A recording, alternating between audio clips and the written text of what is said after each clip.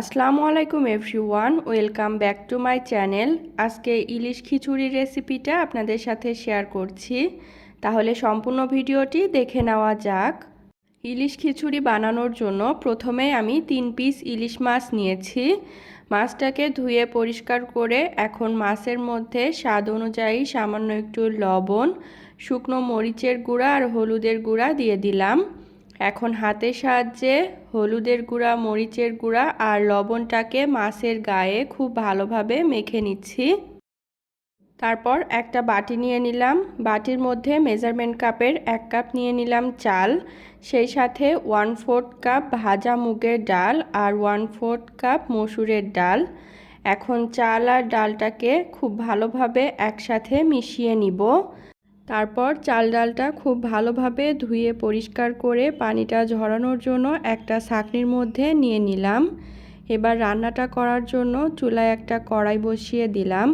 চুলার জালটা মিডিয়াম আঁচে রেখে কড়াইটা গরম হয়ে গেলে 3 টেবিল চামচ সরিষার তেল দিয়ে তেলটা গরম হয়ে গেলে তেলের মধ্যে লবণ, হলুদ আর মরিচের গুঁড়া মেখে রাখা মাছটা দিয়ে এখন মাছটাকে ভেজে নিচ্ছি।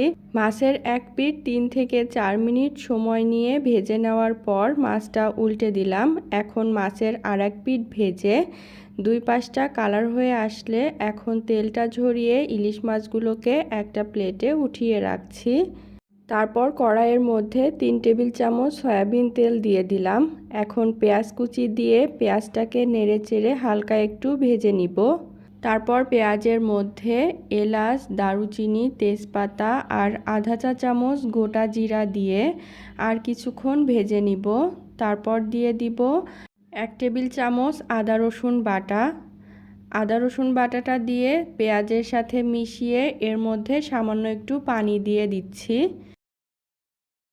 এখন পানিতে বলক আসলে এর মধ্যে দিয়ে দিব 1 চা চামচ জিরা গুঁড়া, 1 চা চামচ ধনিয়া গুঁড়া, 1 চা চামচ হলুদের গুঁড়া, 1 চা চামচ শুকনো মরিচের গুঁড়া আর স্বাদ অনুযায়ী লবণ।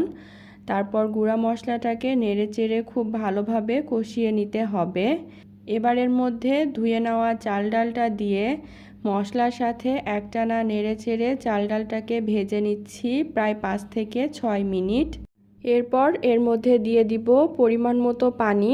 এখানে 1 কাপ চাল আর হাফ কাপ ডালের জন্য মোট 4 কাপ পানি দিয়েছি। এখন সব কিছু একসাথে নেড়ে ঢাকনা দিয়ে ঢেকে রান্না করে নিচ্ছি। আর চালটা যখন প্রায় সিদ্ধ হয়ে সামান্য একটু পানি অবশিষ্ট থাকবে সেই সময় ঢাকনাটা উঠিয়ে সব কিছু আরেকবার নেড়ে আমি ভাতটাকে চারিপাশে একটু ছড়িয়ে দিলাম। তারপরে মাঝখানে ভেজে রাখা মাছগুলো দিয়ে এখন ভাতটাকে চারিপাশ থেকে মাছের ওপরে ঢেকে দিচ্ছি। এরপর ওপর দিয়ে কাঁচামরিচ চেরা আর পেঁয়াজ বেরেস্তা ছড়িয়ে ঢাকনা দিয়ে ঢেকে চুলার জালটা একদম লো আঁচে রেখে আমি রান্না করব 15 মিনিট। 15 মিনিট পর ঢাকনাটা না উঠিয়ে আমি দমে রাখবো আরও 10 মিনিট। ফিরে আসছি 25 মিনিট পর। এবার ঢাকনাটা উঠিয়ে নিচ্ছি। ইলিশ খিচুড়িটা একদম পুরোপুরি তৈরি হয়ে গেছে। এখন হালকা করে আমি ইলিশ মাছগুলোকে একটু আলগা করে নিচ্ছি যাতে মাছটা ভেঙে না যায়। আর খিচুড়ির রাইসটা একদম ঝরঝরে হয়েছে।